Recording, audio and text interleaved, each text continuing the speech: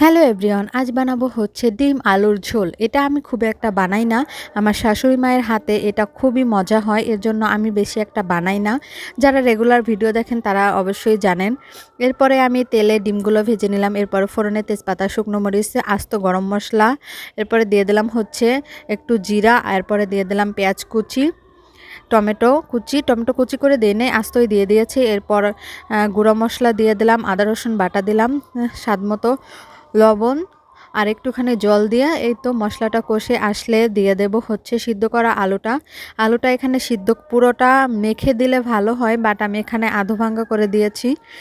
তো এই দেখুন, এরপরে ডিমগুলো দিয়ে দিলাম, কয়েকটা আস্ত দিলাম আর কয়েকটা এই যে এইভাবে চিড়ে মাঝখান থেকে চিড়ে অর্ধেক করে দিয়ে দিলাম। এরপরে দিলাম কয়েকটা কাঁচামরিচ, এরপরে দিলাম ভাজা জিরার গুঁড়া, ধনিয়া পাতা কুচি, ব্যাস রেডি ডিম আলুর ঝোল। এটা কে কে খেতে পছন্দ করেন কমেন্টে জানিয়েন। বাই।